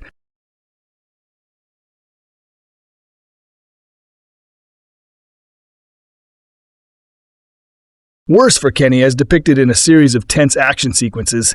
Reaper is ordered to relinquish his desk, leaving him time to go grocery shopping. We're thus treated to a lengthy scene in which he strolls through a supermarket and tries to find specialty foods requested by his vegan wife, with moments of him inquiring about an artisanal cheese jackosed against interludes of Kenny being brutally tortured. As you figured out by now, modern combat in its depiction in cinema is a long way off from the like so fast hands of Iowa J. Can you imagine John Wayne playing a drone operator who's also preoccupied with planning a wedding for his work associate as Reaper is here? Unlike such similarly themed war films, Osa I and The Sky and A Good Kill, A Land of Bad isn't particularly concerned with the ethical aspects of drone warfare. Each perfectly timed explosion blasting bad guys to smithereens is guaranteed to elicit cheers from gung-ho audiences. But the film does slightly comment on the absurdity of the process, as when a struggling Kenny finally manages to make a phone call to the base only to be hung up on by the man answering, who's too distracted by the ball game. Direct Bank, Paranormal Activity Next of Kin, A Underwater stages the combat scenes with impressive skill, even if they're not galvanizing enough to erase anyone's memories of, say, a Black Hawk Down, and the youngest Hemsworth brother does a good job balancing his character's action movie cred with the realistic vulnerability. But it's Crowe who's the film's MVP now that he no longer has to stay in shape to carry movies. Like he, Gladi Theater at the Actor seems liberated, infusing performances such as this one and his turn Nina the Pope's sex or sister with a delightfully offbeat comic sensibility, indicating that his inner clown has finally broken out. Being a character actor rather than a star suits him well. When an Army Yoda team is ambushed, their only hope lies with an Air Force Jack Liam Hemsworth and a drone pilot Russell Crowe to guide them through a brutal 48-hour battle for what? Survival. On the surface, A Land of Bad, like many action movies inspired by military operations, is perfectly fine. The movie even generates some intense action and builds some genuine suspense. There's a grittiness to William Eubank's action diversion because it simply takes no prisoners in the electrifying first act. You wish they knew when to say enough is enough when it came to its sanctimonious final scenes and sensationalized over-the-top third act. The film follows Sergeant J.J. Playboy, Kenny Liam Hemsworth, an Air Force TAP officer on his Delta Force rescue mission. One would think they could have found a small part of Chuck Norris, but we will let that go for another time. He's nervous, of course, but he's joining a seasoned team to be by his side. The group leader is Master Sergeant John Sweet, Milo Ventolia, aka Sugar, who offers a calming presence to the young officer Abel, Luke Hemsworth, and Bishop Ricky Willow are rounding out the team. Their mission is to locate and extract the CIA agent abducted by terrorists in the Philippines. What separates Land of BA from others is folding in another layer of modern warfare. Heading up that plot is Russell Crowe, who plays Captain Eddie Reaper Grimm, a man who can never retire because of a couple of ex-wives, a half-dozen kids, and one on the way. That's the Land of Ba thrives when Crowe begins to take over scenes. After an electrifying first act, Crowe's Reaper develops a rapper with Hemsworth's Playboy, and they have genuine chemistry. You know, the kind where you place your life in one man's hands under traumatic circumstances. The action is intense as much when Playboy is hiding under some brush in a river as it is dodging machine gun bullets during the lone rescue operation. And this spectacular action scene is heightened by the addition of unmanned aerial vehicle, a warfare. Other films such as A Good, Gilra, or A Eye in the Sky deal with the usage's moral and ethical dilemmas. Here, it's pretty simple and cut and dry. The purpose is to protect and bring their boys home. It's impossible to forget what a presence Crowe has on the screen. The type of magnetic performance he can coax out of the demands on which he sits. The majority of his role is remarkable. Land of B begins to drag itself down by a couple of things. First, while the film does explain the title, the villains are one-note characters and you never get to understand their motivation. For that matter, why did they take over the area where the operative is being held? The first and third act scenes involving the obvious rebels are gratuitous. Thought the script from Eubank and David Frigerio plants seeds meant to make this type of violence more tolerable. For example, if a soldier is executed in cold blood, but he has already had a fatal stomach wound. When Playboy exacts revenge on one of his enemies, it's fierce and over the top. I'm sure the scene was meant to be cathartic in a way for the audience, but the violence reaches jarring levels, to say the least. Add the other issue is that the film tries to portray military commanders and officers in the AV bunker in Las Vegas as if they don't care. I can tell you one thing that would never happen. You don't live, breathe, and sleep the lifestyle of surviving countless military operations and not take the job seriously. While you can appreciate Crowe's character's message for his fellow brothers and sisters in the military, this could have just been communicated through subtext or found another way to bring out that type of pride in service. Playboy Kenny Liam Hemsworth doesn't know whether to eat Fruit Loops or Lucky Charms. Master Sergeant John Sugar Sweet Milo Ventolia suggests Fruit Loops, but I recommend neither. Does Playboy really need all that sugar prior to his first legit ops mission? He's probably already jittery. He piles into a helicopter with Mission Head Sugar, Sergeant Abel, Luke Hemsworth, and Sergeant Bishop Ricky Whittle. Hey, there's always one guy named Bishop on these movie OPS missions. Always with the Bishop saying their goal is to parachute into the Filipino jungle and rescue a CIA asset from Musue terrorists. Piece of cake until they find themselves in a world of fa, or a world of piss, or a world of George Garland's 7 words you can never say on TV. Take your pick. They're all euphemisms for Land of Bad, which is where everything always ends up. Fubar, overseeing the mission from a cozy office space in Las Vegas, is Captain Eddie Grimm Crowe, or Reaper, if you're into the cutesy nickname thing. Working alongside Staff Sergeant Naya A. Branson Chikayama. This is the type of movie where Nye wants to ask Creeper something, and she keeps getting interrupted, and we're held in suspense until she finally gets to ask at the end of the movie. It's also the kind of movie where the military jargon "I need an updated role" is cut with cynical banter. You ever your pants on an op in earnest exhortations? I'm going to get you fixed up to make it palatable and entertaining. Reaper gets the most character development, being a big guy in a Hawaiian shirt whose 4th wife is pregnant and who's pissed that Ohio State just ate Tookie during March madness and implores the commoding at basketball in the TV lounge to keep the gosh dar and phone on the hook in case his lady's cervix continues to dilate. Lot going on in Reaper's life right now. Let's break it down. Reaper controls the drone, and he and Nia monitor the mission via satellite. Playboy's job is to summon Reaper to launch missiles at whatever target needs to have this not exploded out of it. The other three guys on the ground shoot and yell a lot. You just have to hope that Reaper doesn't lose contact with the drone because I don't know.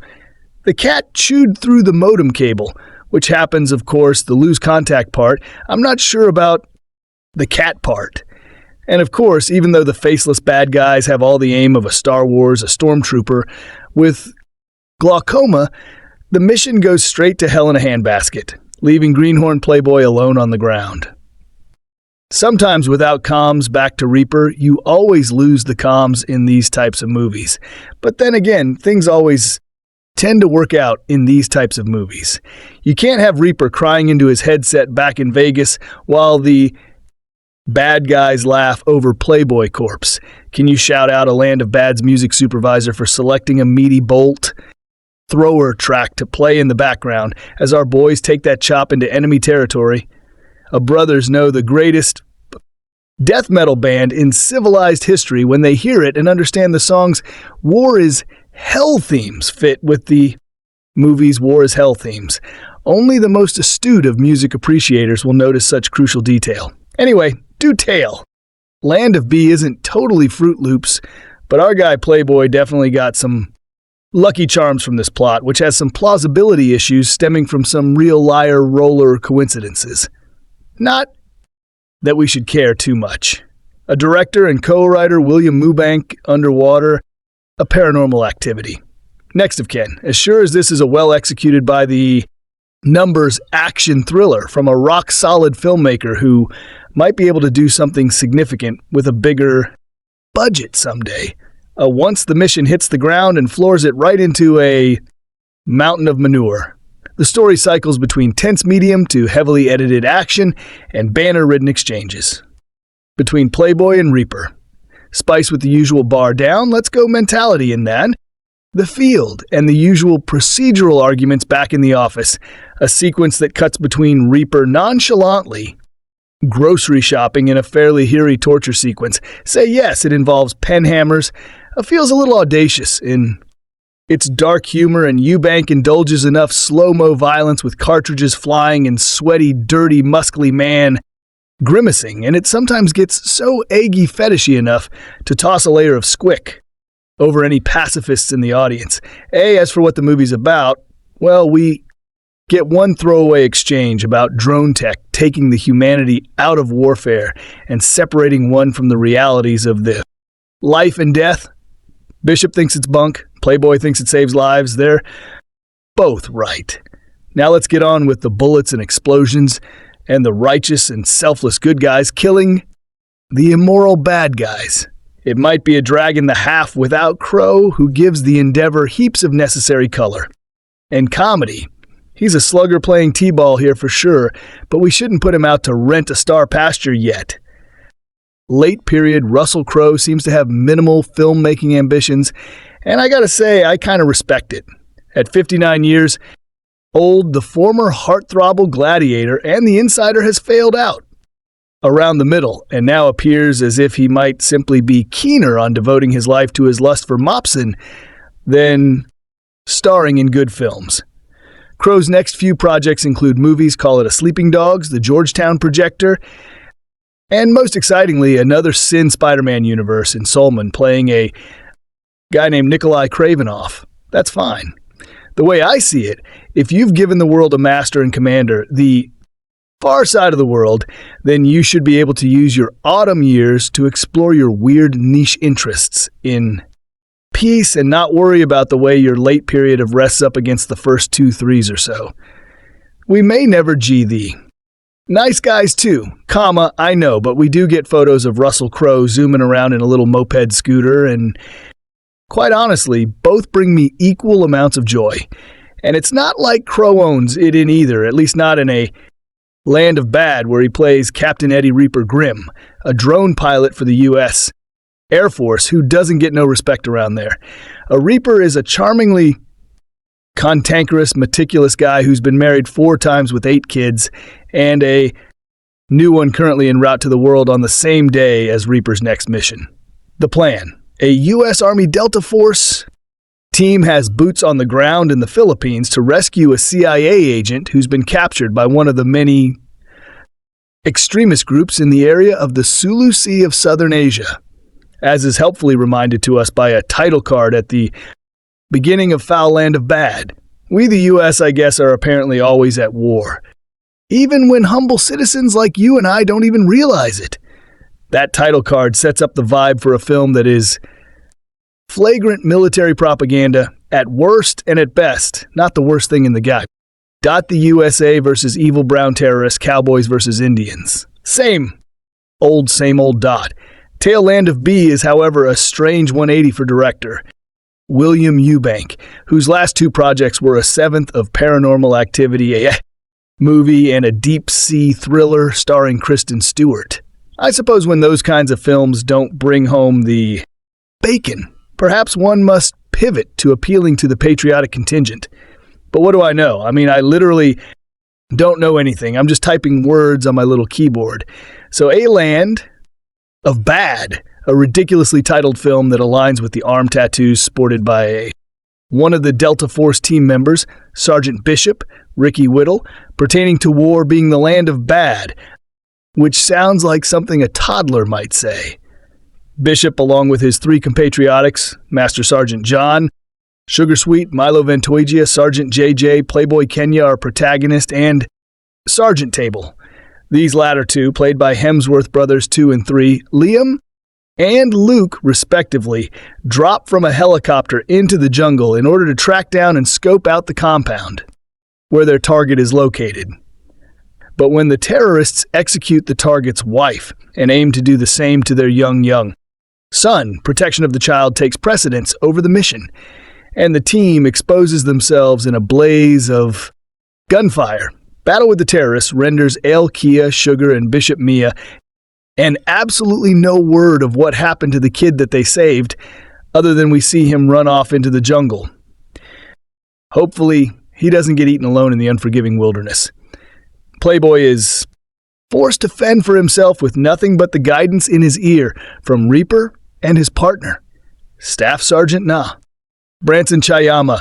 Reaper faces his own issues back home. Mia, he's an older captain at the behest of his shitty younger colonel, Daniel McPhersonin, who's more interested in watching a basketball game with the rest of the squadron.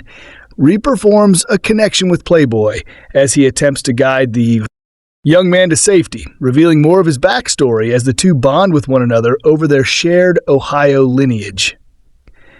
But just when things turn crucial in the extraction mission, Reaper is removed from his post by the cockier colonel for going over hours, relegated to wandering supermarket aisles in search of the previously beowned vegan products that Reaper's pregnant wife requires. That ties into the strange conflicting politics of the film, in which characters espouse a dislike of usual left-leaning archetypes like mouthy vegans and commies, yet there's still a textual distaste conveyed for your standard government authoritarianism. Perhaps A Land of Bad, co-written by Eubank and David Frigerio. A is neither right nor left, but the secret third thing libertarian. But this mistrust towards authority is coupled by another interesting thematic wrinkle. Towards the beginning of the film, Bishop laments new fangled tech that won't save soldiers when it's down to man versus man. Yet, lo and behold, it is drone technology that saves Bishop and Playboy.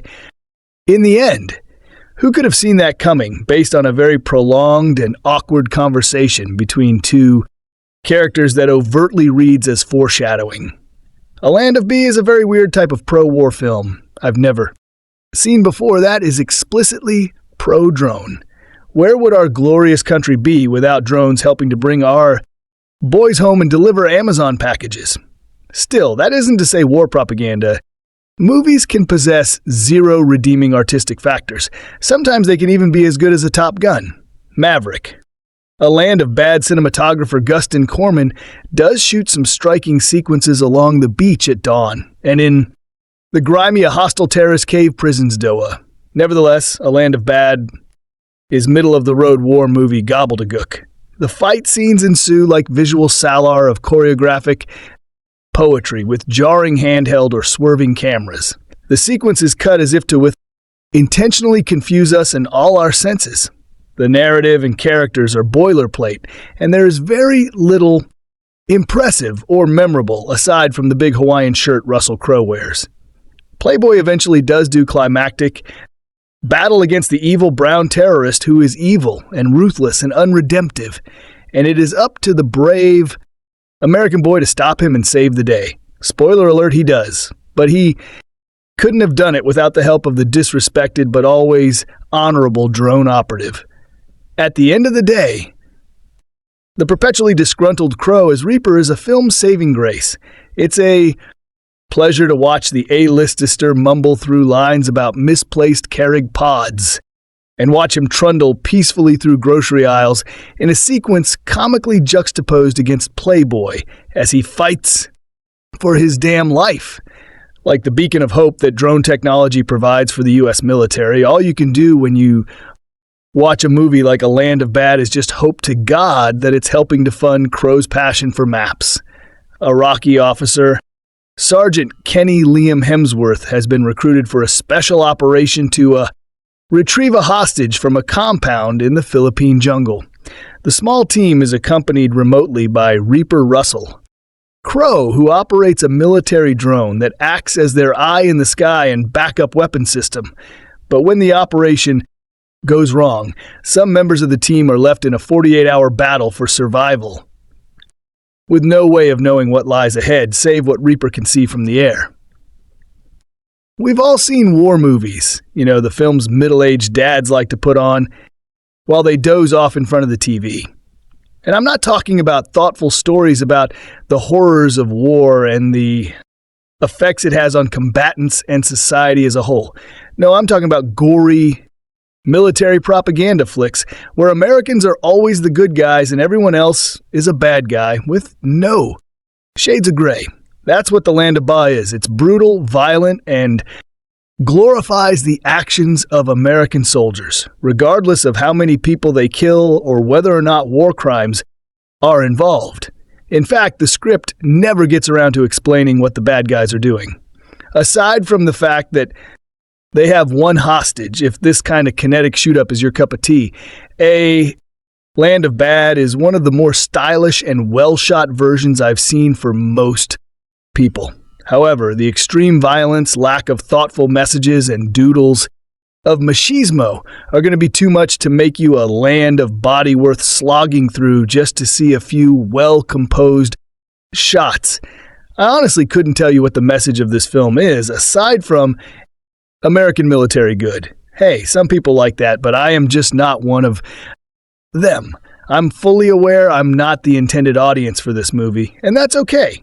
If you are the target audience, you will be pleased to know that director William Eubank took the time to make a high-quality example of the genre. I just think that the intended audience is very small and probably not reading this website.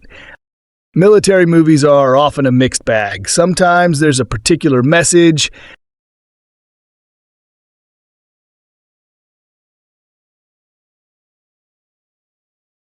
Imperialist force. Obviously, conflict and combat are a big component, as is a hero who learns and grows through traumatic experiences and the horrors of war.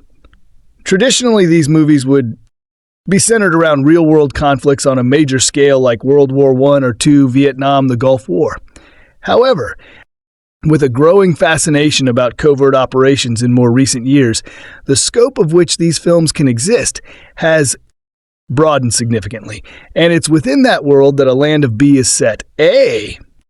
Land of B tells the story of the inexperienced Sergeant J.J. Playboy Kenny, who by a twist of fate enters a hostile area of the Philippines with a team of covert soldiers in order to rescue a CIA operative who had been kidnapped. This has been all supervised by their drone peyote captain, Eddie Reaper Grimm, at the team's HQ. Naturally, things go bad. Members of the team are killed and others captured, leaving Kenny to attempt to the rescue and completion of the mission with the help of Reaper over mobile communications. It goes without saying that A Land of Bad, as per the synopsis, doesn't reinvent the wheel. The isolated soldier out of his depth with only the guy on the headset to guide him through his physical and mental ordeal is a well-trodden trope of the genre. The stuck-behind-enemy-line story is also pretty familiar. However, one of the key things that make As a Land of B an enjoyable film is the charisma of the cast. Hemsworth may not get the same recognition as his brother Chris, but he is slowly morphing into a tremendous leading man, something he demonstrates very effectively in A Land of Bad. As the audience, you get a real sense of his peril and accompanying fear, but also the journey he is required to go on to survive the mission. For his part, Russell Crowe is surprisingly understated in his role of Reaper, or at least for the majority of the film. He's still Russell Crowe, so there's a few moments of scenery chewing, but they are few and far between. Crowe's reassuring presence for Kenny is played really well, and there's even a little levity from Reaper that would feel jarring in the hands of a lesser performer, but works perfectly. For Crowe, while his back and forth with a Jigyama kick was also very well pitched through Ha, there are also very creditable turns for Milo Ventimiglia, Alec Hemsworth, the other brother, and Dream Team, Holyo's alumni Ricky Whittle as members of Kenny's unit. A Land of Bay is very well paced and never outstays its welcome, probably outstripping viewer expectations given the name and the nature of the film. The action sequences feel spectacular, but not fantastical. The injuries are never overly gory, but also never veering into the cartoonish. It feels grounded and well-balanced. And despite taking place overseas, A Land of B doesn't lean on ethnic stereotypes or lazy tropes in the duel. Antagonists say a trap, which many lesser films with similar story touchpoints have fallen into from the outset. A Land of B is a far better film as a result. One small gripe is that at moments it feels a little like a recruitment video or an advert for the armed forces, or certainly for some sort of military hardware. But that is also par for the course of a film within this genre in 2024. There are, of course, parallels to be drawn with something like Aye in the Sky, which is probably a more effective thriller and does more with the concept overall, but equally A Land of Bad also does far more than expected. With a pretty tired concept and a plot line that doesn't exactly scream originality, coupled with some strong performances and a well-written script, A Land of Bad exceeds expectations, even if only to reach the status of mostly enjoyable rather than passable. On paper, there is little that could have gone wrong with The Land of Bad. Directed by William Eubank, who also co-wrote the script with David Frigerio. The film I saw a tense action thrill out with a stacked cast of A-listers, including the likes of Liam Hemsworth, Russell Crowe, and Milo Ventimiglia. The film was announced back in 2022 and has been in production since then, with principal photography taking place in the second half of 2022 in Australia. It seems like a movie that has all its guards to be, if not great, at least a good addition to the thriller genre. The movie is based on a real story, Operation Dragon Shield and Operation Caretaker in Afghanistan, but both the names of those involved and the real location were changed. A Land of Bada follows the USR Delta Force team on a mission on the ground in the Philippines. Captain Eddie Reaper Grim Russell Crowe, a U.S. Air Force pilot, is tasked with providing air support from the headquarters. At the beginning of the film, Sergeant J.J. Playboy Kenny Liam Hemsworth is mistakenly assigned to the drone team and finds himself relying exclusively on Reaper's remote air support as part of the extraction team in the Philippines. For the entire first act and third foul in A Bad, I felt like I was watching two different films, awkwardly edited together. A shot the film struggles with is delivering the incredibly high stakes that the protagonists are under from the very first scene, As a result, their mission feels unclear with little to no sense of urgency despite the very tense sequences the movie creates.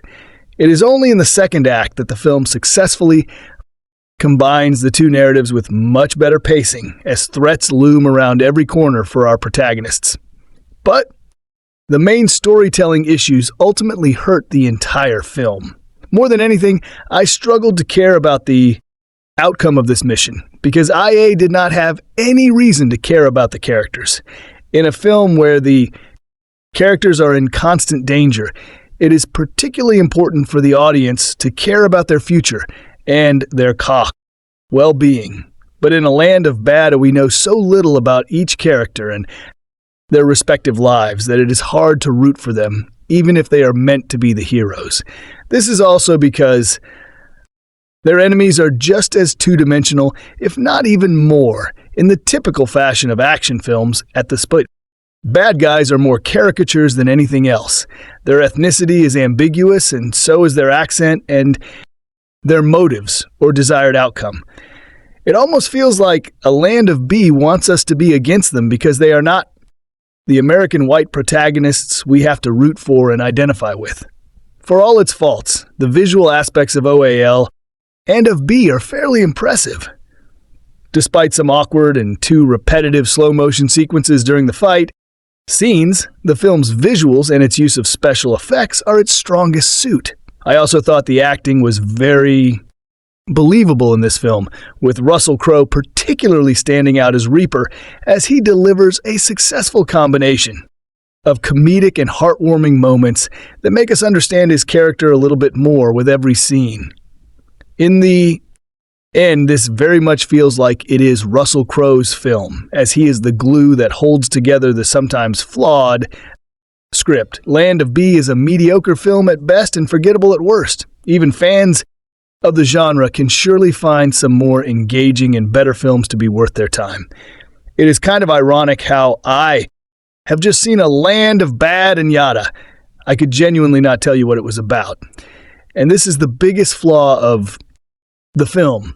It is missing its heart, the very reason why it should have been made in the first place.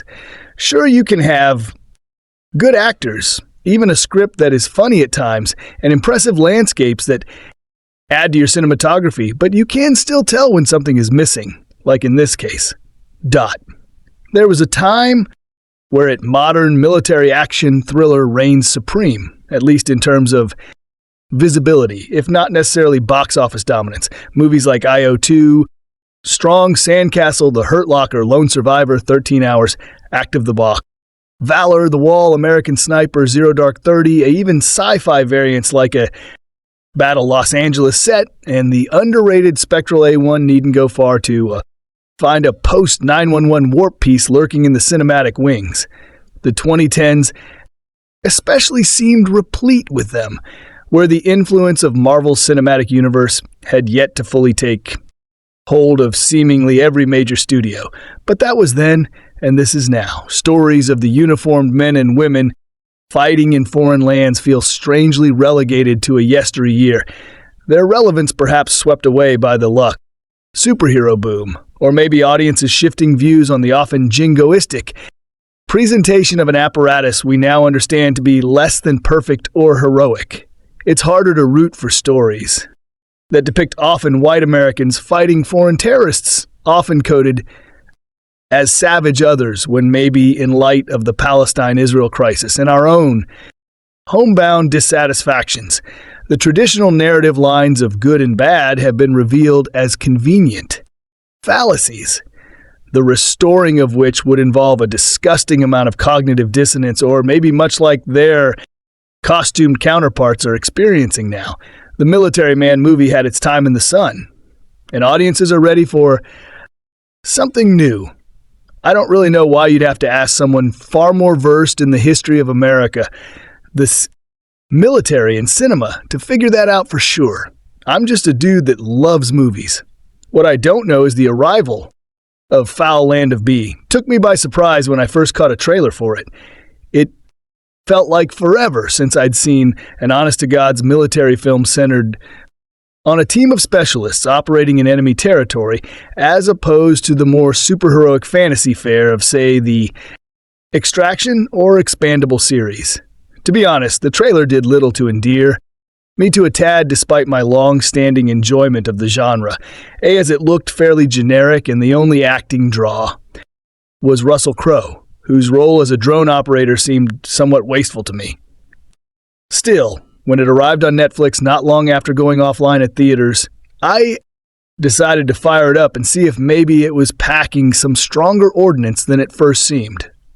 We follow Air Force Tactical Air Control Party Sergeant J.J. Playboy Kenny Liam Hemsworth as he joins a team of Delta Force operatives, among them his brother Luke. Hemsworth on a mission to the Philippines to rescue a CIA asset believed held by the terror cell Abuif. Supporting them from above is Air Force Captain Eddie Reaper, Grim Russell Crowe and his partner Staff Sergeant Ney, Branson Chikiyama, who pilot the drone from their headquarters back stateside. Things as they are won't want to do in these scenarios, of course, go sideways, and soon the inexperienced Kenny is running solo in the jungle hunted by terrorists with only the Reaper to watch his back. It's a lean, if expected, setup, handing out the usual trappings of the genre, decidedly American operators blasting and being blasted by jihadist terrorists, complete with AK-47s, machetes, and a fondness for decapitations, torture, and home videos. We are offered the moral dichotomy of our two forces early on as the Delta Force team refuses to stand by and watch an arms dealer's young son be beheaded by the villainous Abuifle leader Said Hashimi, which kicks off the propulsive events to follow. That said, the movie does away with some of the less tasteful discourse that often populates movies of this ilk. The soldiers despise the actions of Abu Sai, but the film wisely avoids criminalizing an entire culture by refraining from derogatory statements often used to demean or dehumanize.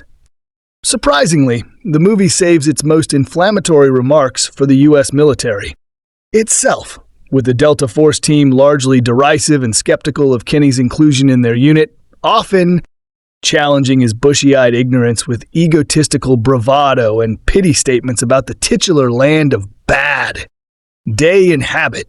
Nowhere is this commentary more evident than in the scenes involving Grim, who must contend with faulty computer systems and inattentive colleagues, more interested in their coveted college basketball game than the office phone. Grim has tasked them with monitoring in case his pregnant wife calls a somewhat humorous recurring element that whiplashes into the dramatic as it feeds directly into the escalation of the movie's 11th hour. Whereas most modern military films center themselves to the boots-on-the-ground action with brief cuts to command, center politics as a means of exposition. A Land of B splits its time between both as equal halves of the same coin. With Kenny, we are subjected to the usual thrills and chills of the genre. Retracted gunfights, headlong flights into unknown wildlands, explosive displays of high-tech ordnance, bone-crunching fisticuffs at a broken bar. And to be honest, I came away from these sequences mostly impressed. Visually, the film is deliciously lacking much of the shiny production of many modern action movies. The explosions look real. The shootouts have grit, and the sets are textured and full of detail, especially a sequence in an underground cave system, full of grimy green lighting and blood-soaked floors that felt more attuned to horror movie aesthetics than the usual salute and shoot piece. The camera work often strives for a guerrilla-style proximity to bring you into Kenny's world. But aside from some vulnerable close-ups and a decidedly exciting close combat fight during a raid, much of the movie feels weirdly uncertain in its distancing, as if the filmmakers knew what they wanted, but weren't quite sure how to execute. This leaves much of the action visually stimulating, yet often unable to submerge the viewer completely in the chaos. Comparatively, the largely chair-bound Grim navigates his own dangers, and namely that of an aptitude in the ranks, including his blowhard use packet, Daniel Macpherson, who cares more about his precious ball game and following mandated office hours than the man whom his operators are supposed to be actively supporting. There's something of comedy at work within these moments. As Crowe's grim stresses continuously to the base crew the importance of answering the phone while also providing much-needed levity for the overwhelmed Kenny. These moments don't always connect, and sometimes leave the movie feeling stuck between two identities, that of rip-roaring, harrowing survival flick and bonal office shenanigans. Bet. The veteran Crowe proves himself adept at carrying Grimm's dry humor, impassioned exasperations in a rather civilian-minded, not often spied in works of this nature. There's a die-hard of reflected here, with Crowe affecting something of an Al Powell standing, mixing humor, heart, and that essential flavor of sideline heroism Reginald Johnson so effortlessly embodied and without which the story would unfold very differently. Granted, Powell had a .38 revolver, while Grimm can level and lock entire enemy fortification with the single button press, but still they're both anchored by human concerns. Each with wives in need and fighting bureaucratic ineptitude, while the Mlanes and Kennys duke it out with bad guys, crafting a relatable working man to balance out against the more heroic scenarios of their mainline counterparts. This is a film that has trained us to enjoy its explosions and set pieces, but makes the outcome seem less important, perhaps due to an attempt to turn the film into a parable about the flagging commitment of most modern soldiers to the principles of being a good soldier. This may not be a topic close to most people's hearts, but skilled storytelling can make you care about anything. Look at the life and death of Colonel Blimp from 1943 that can make anyone connect with the pathos of a veteran commander grappling with a less principled army than the one he grew up with. Land of Bad beats Blimp on stunt work, though, so that's a plus. And some information about it. How do you like our today's video? Please let us know by commenting, and if you like this video, please like it, share it, and don't forget to subscribe to our channel. Thanks for watching.